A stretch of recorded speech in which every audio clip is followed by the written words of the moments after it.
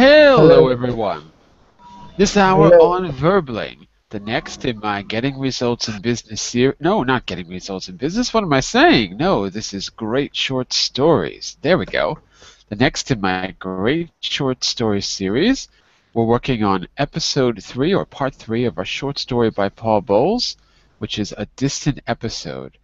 This is one of the most famous stories by Paul Bowles.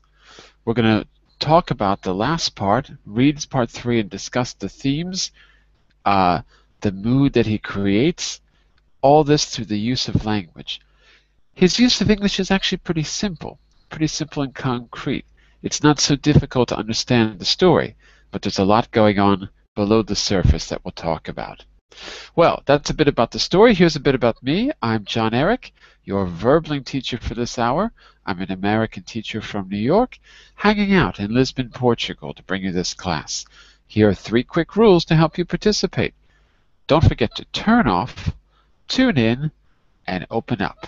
That means when you're not speaking, turn off your microphone and keep it off until you do speak so we can keep the classroom quiet. When you are speaking, tune in to the new words and expressions and things you're learning. Use them actively so that I can correct you and give you feedback. Finally, open up to your classmates. Relax and have fun. We're all here to learn, and this is a safe and respectful place to practice your English. Right now on screen, you should see the graphic for A Distant Episode by Paul Bowles. So I gave you the link for it, so you can download it on your computer if you like, or you could open it in your browser, or you can just follow along by looking at the screen. Sometimes it's a little hard to read, that's why I give you the link. I'll make it a little bit bigger too. All right, and what I'm going to do is jump forward to the end of part 2. My links don't work, I have to scroll forward. Give me a second. And what I'm going to do is just pick up at the very, very, very end of part 2, which is where we stopped off, so that you can remember what we read, and if you weren't here, get a little introduction, okay? So first, before we begin, let me just say a quick hello to some new faces. First of all, welcome back Daniel, and welcome back Sylvia. Hello. Nice to have you. Hi. And hello, and welcome back Yuki, of course. Nice to see you. Let's say hello to the first. I just want to quickly see if I can read the names here. The first name, I can't read your name.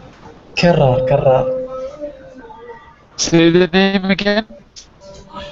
Hello, Mr. John. I am named Karar. Karat, like that? Yeah.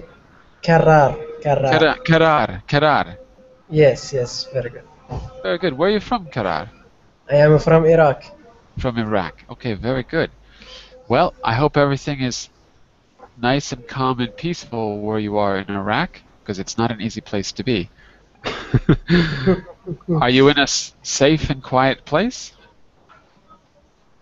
What? Are you in a safe and quiet place in Iraq? So sorry, later speak English. Okay. Listen, Karar. Yes. This class is going to be very difficult for you because we're reading a short story. It might be very difficult to understand, okay? Okay. So you see if you're able to follow the story, okay? But we're all going to take turns reading. Let me say a quick hello to Ale as well, who's just joining us. Hello, Ale. Hi, teacher. How are you? Very good, very good. And Ale, where are you from? I am from Italy. From Italy. Yes. Oh, you've been here before. I remember now. Yes. Okay. Where Where in Italy? Time. Just remind me. Near Milano. Near Milan. Yes. Yep. My city called Bergamo. Oh yeah, okay. I was just in Bergamo 2 days ago, actually. Yes. I had to go to the airport in Bergamo. Yes, Oreo Airport. Yeah. Yes. That's where the flights go that I can afford to pay for. They go out of Bergamo. I couldn't afford to get the flight in Venice. Too expensive. So I went to Bergamo. But you know Yes, yes. what? Then I had to pay for the train, so it was the same price anyway. Very strange. Anyway, okay, very good. Nice to have you. By the way, can everyone see next to on my screen next to LA? I see the word broadcasting. Does everyone see that, or is it just me? I see I LA. see the text. Yeah, but underneath the text, I don't know. Maybe something's going on with my Hangout. I see some strange things. Okay, what I want to do is just read the very last paragraph or two of part 2 before we finish the story. And then I'll ask someone who was here before. Actually, I'll ask Yuki, Sylvia, and Danielle. I don't remember if you were here, but I know Sylvia and Yuki, you were here. So I may ask you to help the others recall, to give them a quick introduction to the story. But I'm going to start with the very, very last part. So just listen and follow along for a moment. And Ale, I'm going to mute you for a moment because I'm getting a lot of noise on your end. Okay, so I'm just going to mute your microphone for a second. And Sylvia as well. I'm getting strange sounds from somebody. I don't know who it is. All right, I don't know. I'm getting a really strange sound from somebody. Does everyone hear a hissing sound, or is that just me? No, I don't hear. I Nothing? hear nothing. Okay. Maybe it's just me then. All right. So just follow along for a minute. I'm going to read this very quickly, and then I'm going to ask maybe Yuki and Sylvia to help the others understand what's happened so far. Okay? Okay. I'm going to start right here. Just read this quickly, so we pick up at the very end of the story. 2 snarling dogs. Snarling is, the noise that they make when they want to eat you. 2 snarling dogs came running from behind the oncoming men and threw themselves at his legs. He was scandalized to note that no one paid attention to this breach of etiquette. Before I read another sentence, Sylvia and Yuki, you were both here. Who is the he in this sentence?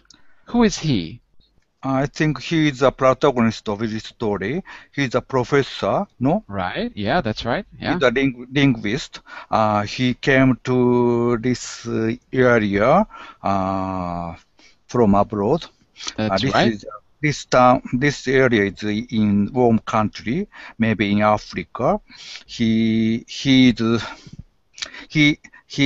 wanted to visit his old friend, but he was said to, but the cafe. The cafe where his friend used to own, that cafe he went to find him, right? Yes, current owner, this cafe said that previous owner of cafe has died. So, and the professor said that he want to get a box made from camel others. Oh yeah. I forgot about that. Yeah. That's why the current owner of this cafe. So the boy bring him to the body. Brings him where? I'm sorry. Brings him to the cliff. To the cliff. Okay, yes. Very good. And Sylvia, you were here in the last class, right? Yes. Very good. So let me just ask you. So Yuki gave us a little bit of background. By the way, Daniel, Amir, Ale, if there's any questions, just ask. So Yuki gave you a little bit of a background of what happened in the story, who the guy is and why he's there. Sylvia, can you tell the class what was the last thing that happened that you remember? What was the last thing that happened in the story before we stopped? Okay, the professor asked to the Mahaji to go in. Tell everyone what that is. What's the Kawaji? Kawaji, He's a person who how can I explain? I don't know. It was a person who take Well, him in another place with I don't remember if it's not a car with something they're and walking. If you mean how they He's a got there, they're boy, walking. what I mentioned. He's the owner of cafe. Right, right. He Kawashi brings is like professor shopkeeper. to the cliff. That's right. Yes, Kawashi is shopkeeper. basically shopkeeper, basically. So he probably is the owner, or at least he's working at the cafe where the professor expected to find his friend. And Sylvia, what happened when the professor was brought out into the night, into the desert, to the cliff? What happened to him? Do you remember? the courier said him, "Okay, I'm going now, and if you want to give me something," and so it was a kind way to ask him money. Right, right. So he does this favor of bringing him where he wants to go, I guess, but then he wants some money in return. He doesn't ask in a very direct way. And the moment this Kawaji fellow, the moment he turns around and walks away, does the professor go on and have a nice time? What happens to him? Do you remember? No. Uh-oh. Does No, anyone remember? there was a disaster. He was Disaster. he Yeah, suddenly he was struck by someone, exactly. by dogs. Right. So first he was attacked by dogs. The moment the Kawashi leads him out of the desert. He gets to a cliff. The Kawashi leaves. He goes down the cliff, attacked by dogs, number one. Yes, savage. Then what happened? There was one more thing. Were there people there, Yuki? I don't know what who is the people like, but someone Yeah, someone's there. very how to say someone violently Violently? struck to the professor. Professor was caught. He was And he feels something in his back. Do you remember? he gun something like a gun.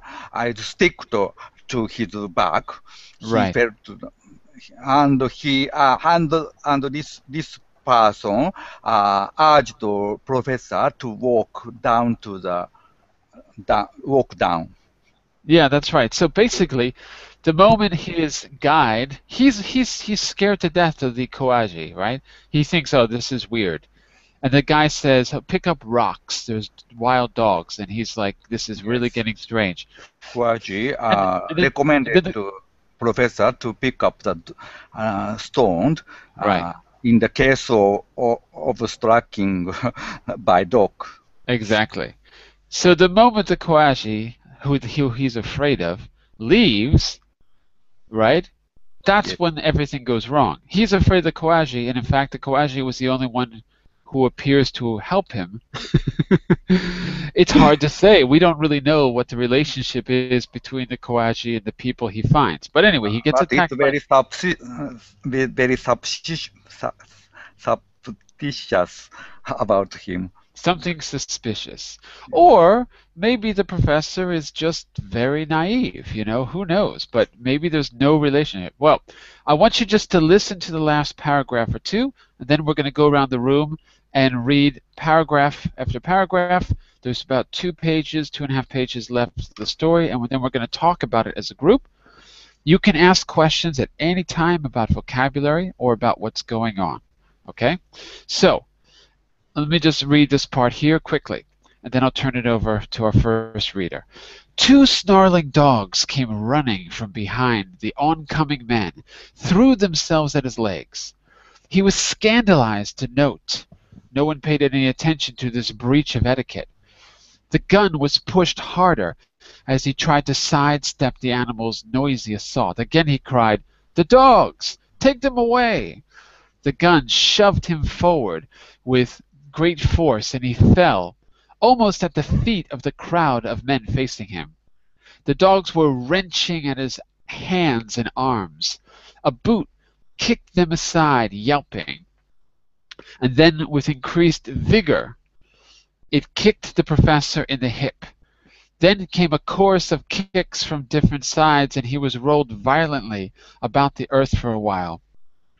During his time, he was conscious of hands reaching into his pockets, removing everything from them. He tried to say, "You have all my money, stop kicking me." But his bruised facial muscles would not work. He felt himself pouting. That was all. Someone dealt him a terrific blow on the head, and he thought, "Now at least I shall lose consciousness. Thank heaven."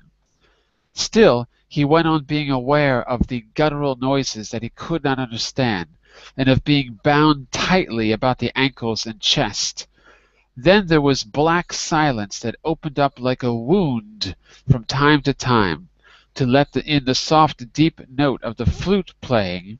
He keeps hearing this flute in the background, by the way, this sound of music. The deep notes of flute playing, the same succession of notes again and again. Suddenly, he felt excruciating pain everywhere, pain and cold. So, I have been unconscious after all, he thought. In spite of all of that, the present only seemed like a direct continuation of what had gone before. It was growing faintly light. There were camels near where he was lying. He could hear their gurgling and their heavy breathing. He could not bring himself to attempt opening his eyes just in case it should turn out to be impossible. However, when he heard someone approaching, he found that he had no difficulty seeing. The man looked at him dispassionately in the grey morning. With one hand he pinched together the professor's nostrils. When the professor opened his mouth to breathe, the man seized his tongue and pulled on it with all of his might. The professor was gagging and catching his breath. He did not see what was happening. He could not distinguish the pain of the brutal yanking from that of the sharp knife. Then there was an endless choking and spitting that went on automatically, as though he were scarcely part of it. The word "operation" kept going through his mind. It calmed his terror somewhat as he sank back into darkness. Oh my God! What awful What thing is taking place? What Poor happened? professor. Oh my God, what happened? What do you Wow, think's happening here? professor. So what do you think's happening? We're seeing the story from the professor's point of view. So A brutal robbery. you think he's being robbed, is that right, Daniel? Yes. He's being robbed. And what about the ending of that part 2? He opens his mouth and someone grabs his tongue and he starts thinking operation. What's It happening sounds to him? like a torture. He Torture. had suffered by It sounds someone. like it. He didn't know what was going, but it sounds very painful. It sounds pretty painful. So it sounds like he blacked out. Blacked out means lose consciousness. It sounds like he blacked out. And when he woke up, his hands and legs were tied because he felt something around his ankles before. So it sounds like he woke up and he was tied. He's near a caravan full of camels. And the first thing that happens is someone grabs his tongue, and we can only guess what they're doing. He's not fully conscious, so he doesn't know. All right, let's all take a paragraph to read part 3. Okay, so on my screen I have Yuki, then Sylvia, then Shadow, then Daniel, then someone, I don't know who that is, and then Amir. So let's see if we can go in that order. We'll just go paragraph by paragraph, and again, ask me questions at any time if you don't understand the vocabulary or if you feel lost in the story, okay? So Yuki, can you take it away here in part 3? Okay. The caravan left sometime toward mid-morning. The professor, not unconscious, but in a state of utter stupor, Good. Stupor. still Gagging. gagging and drooling blood, was doubled up into a sack and tied at one side of the camel. The lower end of the enormous Amphitheater. Amphitheater. Right. Amphitheater. Right? That's right. Amphitheater contained a natural gate in the rocks. The camels, swift Mehara, I don't know what were, that is. I have no idea what that means. were lightly laden on this trip. They passed through a single file and slowly mounted the gentle slope that led up into the beginning of the desert. That night, at a stop behind some low hills, the men took him out, still in a state which permitted no thought, and over the dust rags that remained of his clothing, they fastened a series of curious belts made of the bottoms of tin cans strung together. One after another of these bright girdles were wired about his torso. Torso. That's right. Torso. His arms and legs, even across his face, until he was entirely within a suit of armor that covered him with its circular metal scales.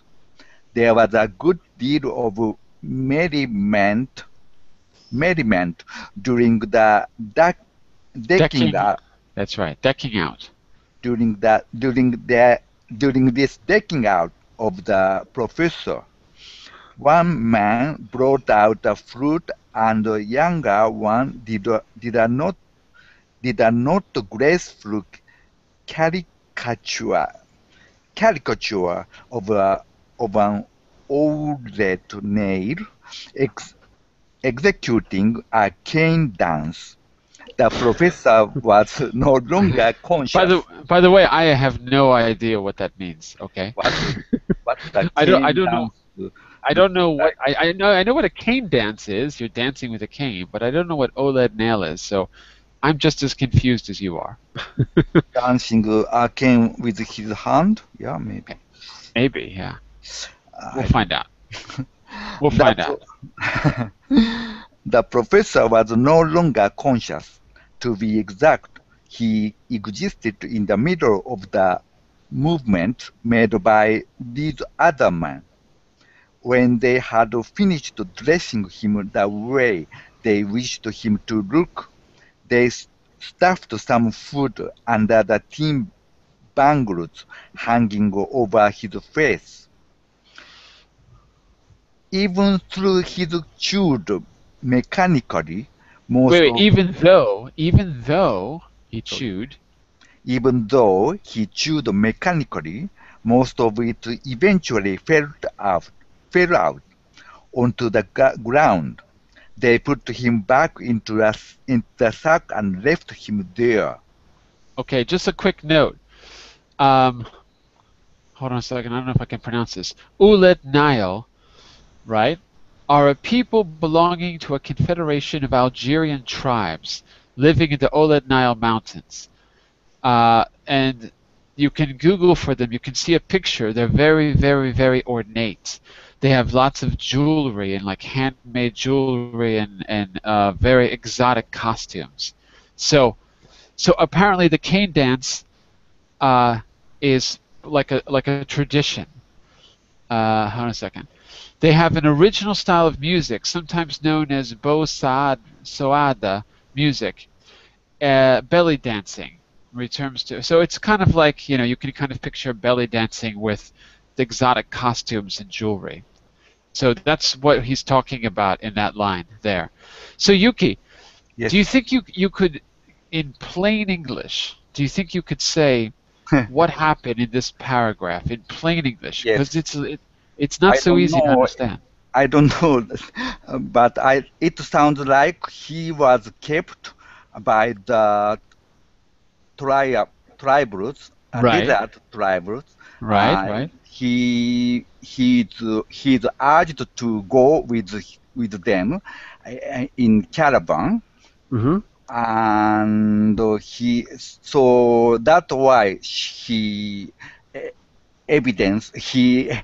witnessed how they were traveling Right. in the desert, maybe And dance. what did they do to him? What did this thing about the wire and the tin can? What were they doing to him with the wire? Was that clear? He is tired, no? Tied Tied. up. He's tied up. That's right. Yeah, Yeah, that's it. right. So they tied him up with Arm wire. and legs Exactly. wired. And let me just quickly share my screen because I want to show you a picture. Can you see this, everyone? Can you see this image? Yes. I see. The So blood. so the dance that they were doing was mimicking a kind of a belly dance, something like this. And here's a picture of the Olet Nile, of one of the girls from the tribe. So they were imitating this kind of exotic dance done by this tribe. So you can see a picture. Anyway, you can Google for it and see a Wikipedia article as well. All right. So just to give you a quick, because when I see words I don't know, I get worried. But okay. But in this case, it's because he's translating from one of the dialects of Arabic. Okay. So if there's any questions about what's going on, just ask, because I know there's a lot of details here that are hard to understand. Okay? So Sylvia, why don't you pick it up, the next two paragraphs? So he just got tied up, brought out in the desert by a caravan of not so nice people. What happens next, Sylvia? 2 days later, they arrived at one of their own encampments. There were women and children here in the tents, One and second. the men had There were women. women and That's it. children Good. here in the tents, and the men had to drive away the snarling dogs they had left there to guard them. To guard them. When Yeah. they Sorry, just a quick thing. Just to say, when you see a U, be very careful because it's not always a U. Sometimes it is, sometimes it isn't. Here it isn't. So say it as if there's no U. Guard. guard. That's it. That's it. Good. When they emptied Emptied. the professor out of his sack, there were screams of fright, and it took several hours to convince the last woman that he was harmless, although there had been no doubt from the start that he was a valuable possession. After a few days, they began to move on again, taking everything with them, and traveling only at night as the terrain grew warmer.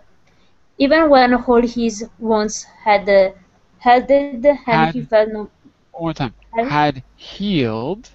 healed, and That's he it. felt no more pain, the professor did not begin to think again. He ate and defecated, and he danced when he was bidden. A senseless hopping up and down that delighted the children, principally because of the wonderful jangling racket it made. And he generally slept through the heat of the day in among the camels. One word. Slept through.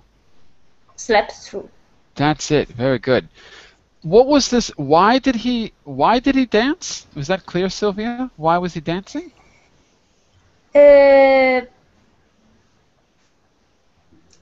Because he did a racket, jumping racket. He made a racket.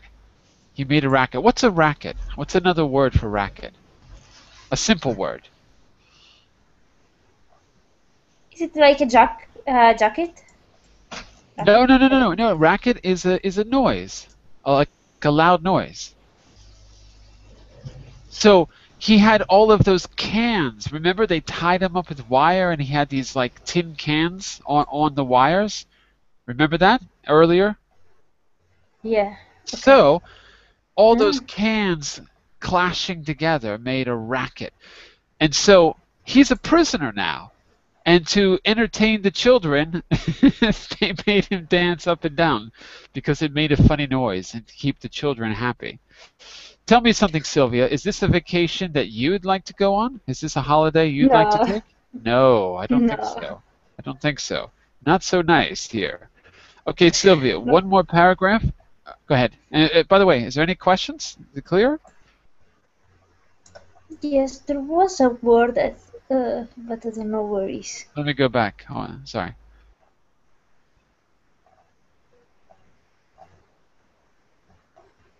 Do you see it? Senseless? Senseless hoping up. Okay, so here, as it says, we get the idea that he's been there for a long time, right? So all he does is eat and defecate. So he eats and uses the bathroom, and that's it. Well, there's no bathroom, but you get the idea. Yeah. And when he's bidden means to be asked. Okay, asked, not asked in a nice way. Right? When he's told, he has to dance. Senseless hopping up and down. So hopping up and down is the same as jumping up and down. To hop, to jump is the same.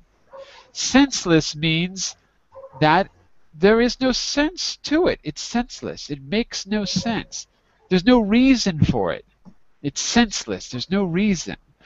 In other words, he's a linguistics professor with an education, and his job is to act like a circus animal. It's without sense, without reason.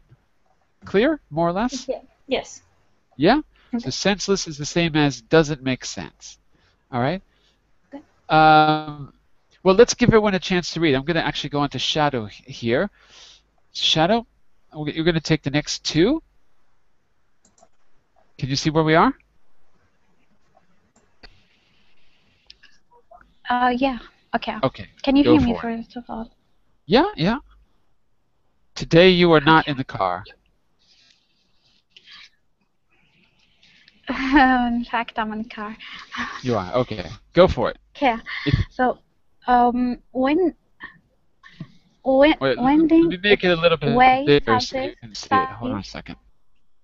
Let me see if I can just make it a little bit. I can't make it that much bigger. Hold on a second. I did it. I did it. I just. Okay. There we go.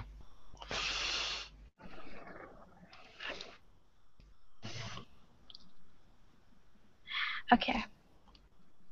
So, wending its way southeast, the caravan avoided all stationary civilization. In a few weeks, they reached a new plateau. Plateau. Plateau. Plateau is like a Woolly- flat land that's very high up. A plateau is like on the top of a cliff. You have a plateau, flat land. Okay. Woolly walls and with the Sparse. sparse vegetation. Wait. Sparse vegetation. Sparse vegetation. Good. Okay. Sparse vegetation. Here they pitched camp and remained, while the mipara were turned loose to graze. Everyone was happy here. The weather was cooler, and there was a well only a few hours away on a seldom frequented trail. It was here they conceived the idea of taking the professor to Fugara and selling him to the Tuareg. Tuareg, maybe? So Tuareg. So now we know what the Mabara is. Mabara must be the type of camel, I guess. And the Tuareg sounds like it's a tribe, or a group of people, or a tribe. So they want to sell him. That's what I would guess. What do you think? Do you agree? I think mipara, that's something they put it on the camel. I don't know, okay. really, but Okay. I don't know. I'm not sure. So. Well, I think he's taking dialect words in Arabic, words from the local It's not dialect. Arabic. I don't Well, know, maybe. I'm saying maybe it's a dialect from that area. Maybe it's a dialect word. I don't know. I don't know. Okay. You know better than me. I don't know. It's Algeria, I think, this article about. I don't I know. think yeah, I think so. Maybe on the border. I'm not sure, but yeah. Okay, keep going. In a full year? It was a full year. It was a full year before they carried out the project. By this time, the professor was much better trained. He could do a handspring, make a series of fearful growling noises which had Nevertheless, never, nevertheless a certain element of humor wait, and of humor. humor. Yeah, Yeah. humor. And when we go requip This is a tribe in the area, so I don't know how to say their name, but I would say Regibat or Regibat. Maybe Regibat is better. I'm yeah, guessing. yeah. When the Gibat removed the tin from his face, they discovered he could grimace admirably, admirably, Admirably. Like this. Admirably. admirably while he danced. They also taught him a few basic obscene gestures which never failed to elicit, Illicit. Illicit. elicit delighted shrieks from the women. He was now brought forth only after especially abundant meals, when there was music and festivity.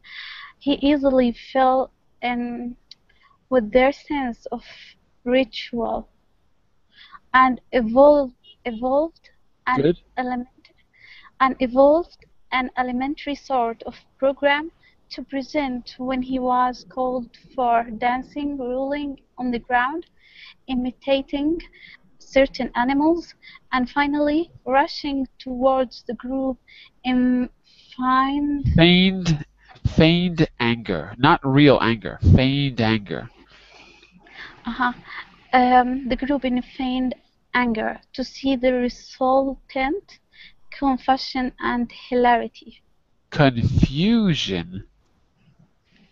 Okay, confusion and hilarity. Okay, so, Shadow, what has the professor become by this point in the story? It's been a long time. It's been a year. He's been with this tribe for a year. What has he become? How would you describe him now? Um, he like he's trying to deal with the situation. He is He's trying. become like, yeah, he become like a friend to them. I don't know. Well, he's a friend is as much as, any prisoner is a friend.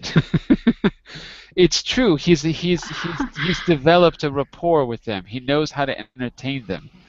But it's not like the most equal friendship because he's a prisoner.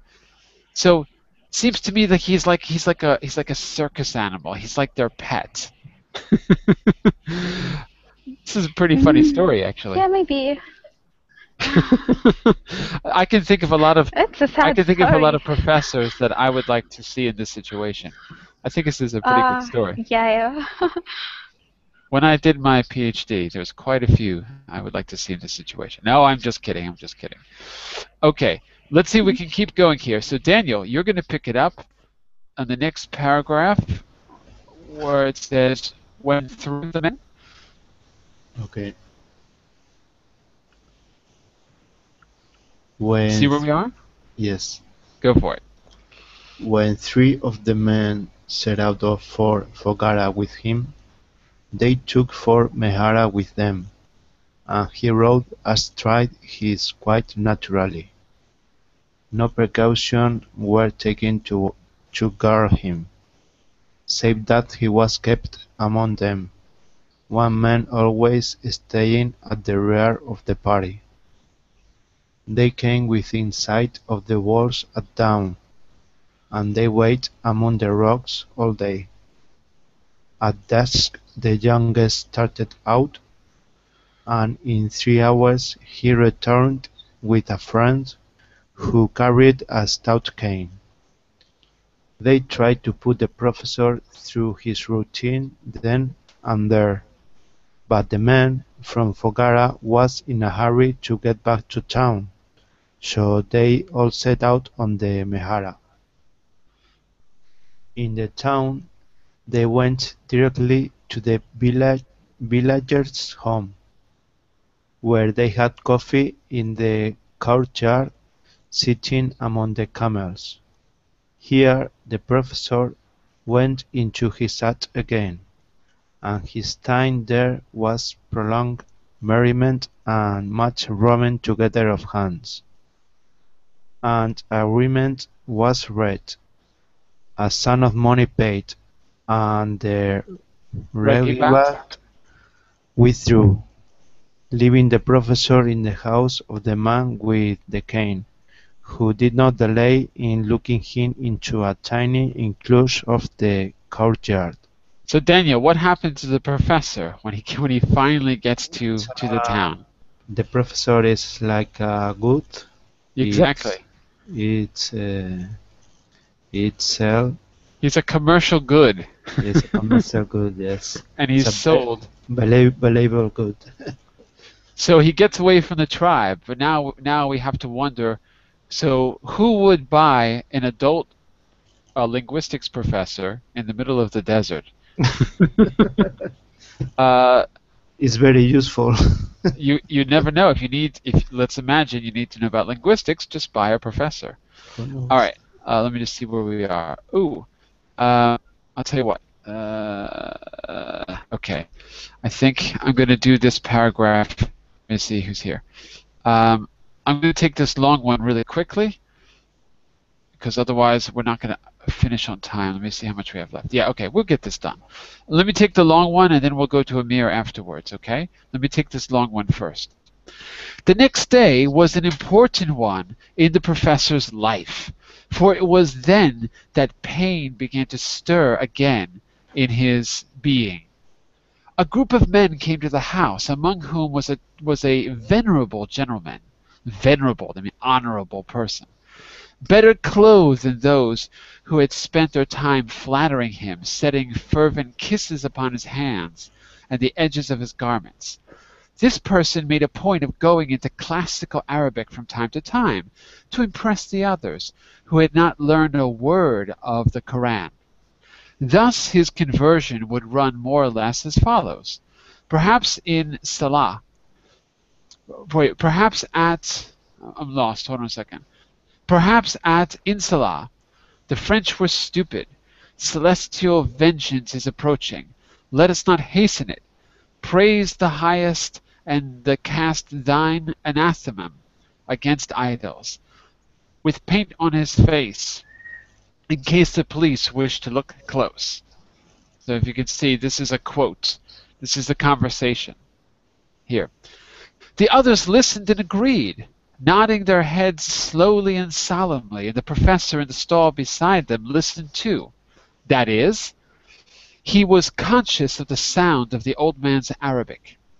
The words penetrated for the first time in many months. Noises, then, celestial vengeance is approaching. Then, it's an honor. 50 francs is enough. Keep your money. Good. And the Kawaji squatting near them at the edge of the precipice. Precipice is the cliff, the edge of the cliff. Then, anathema against idols and more gibberish. Gibberish means he doesn't understand the language. Gibberish. He turned over, panting on the sand, and forgot about it. But the pain had begun. It operated in a kind of delirium, and because he had begun to enter into consciousness again, when the man opened the door and prodded him with his cane, he cried out in a rage, and everyone laughed. They got him onto his feet, but he would not dance. He stood before them staring at the ground, stubbornly refusing to move. The owner was furious. and so annoyed by the laughter of the others, he felt obliged to send them away, saying that he would await a more oh my God, propitious. I can't even say this word. Propitious. Oh my God. You know what? Sometimes my brain does not work. Sometimes my brain and mouth don't work together. For exhibiting his property. Propitious. I can't even say the word. Never mind. A better time for exhibiting his property. Because he dared not show his anger before the elder. However, when they had left, he dealt the professor a violent blow on the shoulder with his cane, called him various obscene things, and went out of the street, slamming the gate behind him. He walked straight to the street of Oleg Nile, because he was sure of finding the Rigiba there among the girls spending the money. And there in a tent he found one of them still abed. And while Oleg Nile washed the tea glasses, he walked in and almost decapitated the man before the latter had even attempted to sit up. He then threw his razor on the bed and ran out. Oh my God! What just happened? Can someone tell me in plain English what just happened? Can I Awful ask you thing. what's the What's okay, what? sorry. What's the meaning of razor? Razor is what you use to Razor. shave in the morning. I use a razor to shave my face. Okay. Mm-hmm. And the word Yeah. the word propitious. Oh my God, it's so hard for me to say. So hard for me to say that word. Propitious. That means giving or indicating a good chance of success. In other words, a better time, a favorable time, a more fortunate time.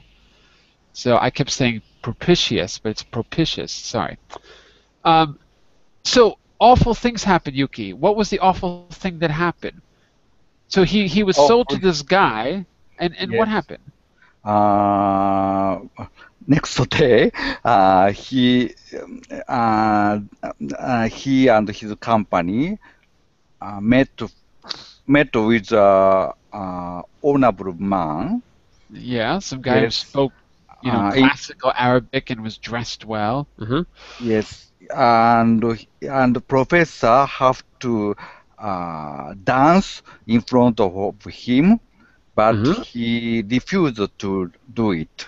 Uh, that's why he was beaten by a man Right, with a cane by a man, right. and And what's this business out in the town, all that Nile? What does the man do afterwards? afterwards he. Uh, uh, I lost. Sorry. Afterwards, he finds the guys, the little tribe that sold him. They all went to the girls in a tent. So we can only imagine what kind of girls these are. They're there to spend money. We can only guess what they're spending it on. Well, we know, but we don't have to say it. And he kills the guy, the leader, who sold him the professor. He cuts his head off because he says he walks in and almost decapitated the man. Behead, take his head off. So he kills the guy who sold him the professor because the goods that he sold him were not performing adequately. The man was supposed to dance like a monkey.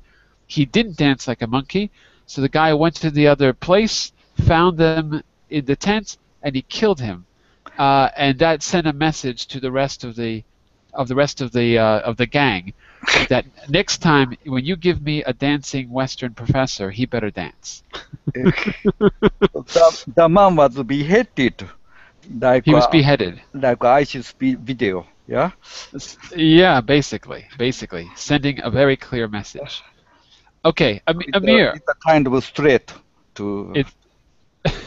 And this was written. This was written like 60 years ago. This is a long time ago.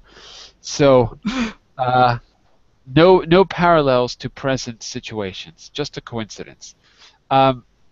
Amir, why don't you take this paragraph on the bottom of the page? Can you see where we are? Amir, can you see where we are? Hello, Amir? Hello, hello? Amir? Hello? Are you there? Okay, I don't hear Amir, so we'll come back to you, Amir, when your microphone is working. So Yuki, we're back to you at the bottom of 14. Okay? Okay. Okay. The old nail. No, it's not Old Nail. It's Oled Nile. Okay. It's like a tribe, I guess. I'm a little bit confused about if it's a place or if it's a people or if it's both, but I think it's Oled Nile. I'm pretty sure. The old nail saw the blood streamed ran out of her tent into the next, and soon emerged from that with four girls who rushed together into the coffee house and told the Kuaji who had killed the Regiba. Ragiba, I think it's, yeah, Ragiba maybe. Regiba. It was only a matter of an hour before the French military police had caught him at a friend's house and dragged him off to the barracks. Barracks. That night, the professor had nothing to eat, and the next afternoon, in the slow sharpening of his consciousness caused by increasing hunger, he walked aimlessly about the country yard. About the courtyard. Sorry. Aimlessly about the courtyard and the rooms that gave onto it. There was no one. In one room, a calendar hung on the wall. The professor watched nervously, like a dog watching a fly in front of its nose. On the white paper were black objects that made sounds in his head. He heard them. Grande épicerie du Sabel, jeudi, lundi, mardi, mercredi. So he's got a French calendar, in other words. He's got a French calendar. Let's see if we can go around the room one more time. Okay, so Sylvia, take the next one. Tiny ink marks. Yes. The tiny ink marks of which a symphony consists may have been made long ago, but when they are fulfilled in the sound, they became imminent and mighty. So a kind of music of feeling began to play in the professor's head, increasing in volume as he looked at the mud wall, and he had the feeling that he was performing what had been written for him long ago. He felt like weeping. He felt like roaring through the little house, upsetting and smashing the few breakable objects. His emotion got no further than this one overwhelming desire. So, bellowing as loud as he could, he attacked the house. Bellowing. Bellowing is like shouting. Ah! Bellowing. Okay. Bellowing as loud as he could, he attacked the house and its belongings. Then he attacked the door into the street, which resisted for a while and finally broke. He climbed through the opening made by the boards he had ripped apart, and still bellowing, and shaking his arm in the air to make as loud a jangling as possible. He began to gallop along the quiet street towards the gateway of the town. A few people looked at him with great curiosity. As he passed the garage, the last building before the high-mud archway that framed the desert behind, a French soldier saw him. "Thanks," he said to himself, "a holy maniac." To you. What? Daniel. Yes. Go for it. Again, it was sunset time. We've only got 2 minutes, so you got to read fast. The professor ran beneath the arched gate, turned his face toward the red sky, and began to trot along the piste din Salade, straight into the setting sun. Behind him, from the garage, the soldier took a pot-shot at him for good luck. The bullet whistled dangerously near the professor's head, and his yelling rose into an indignant lament as he waved his arm more wildly, and hopped high into the air at every few steps, in an access of terror. The Keep going, soldier, Daniel.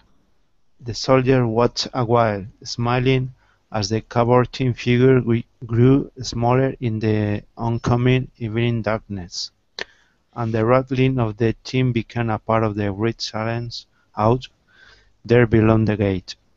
The wall of the garage, as he leaned against it, still gave forth heat, left there by the sun, but even the lunar chill was growing in the air. Yeah. Listen to this last line of the story one more time. Listen and picture this in your mind. The wall of the garage, as he leaned against it, still gave forth heat. So there's still from the sun earlier in the day, left there by the sun. But even then, the lunar chill was growing in the air. What's the feeling at the end of the story as he goes off into the distance? Does it remind you a little bit of the story by his wife that we read? I don't know. Some of you were in that class. I want you Fatigue. to. What's that? Fatigue. Fatigue. So would you? We've only got 30 seconds. I've got to start the next class. Here's the plan. I'm going to see if I can schedule another class this week where we can discuss the story, and I'll send you a message if I'm able to do it. I'm not sure if I can because some problems in Verbling. I'll see if I can. If I can't, I'll try to make a community group, and we can just go into the community room and talk about the story because we didn't have a chance to discuss it. Okay, so I'll see what I can do. I'll send you a message, and then we'll meet again to talk about the story, either today or tomorrow. Probably tomorrow. Okay, because I want us to have a chance to discuss the themes, and I don't want to have to wait a week. Let's try to do it sooner. Okay, so I'll send you a message, and we'll take it from there. So Okay. sorry to end Okay. abruptly, but I I'll be have back. I'll to be back go. in. Okay. You Okay. can read it again. You can send me Yes. questions, whatever you want, and I'll make a class to discuss this story and the stories of his wife that we read before. They'd be good to compare. Okay, I'll be back in just a minute for the business class. Bye for now, everyone. See you in a moment. Bye-bye. Bye for Bye me. for Bye-bye. now.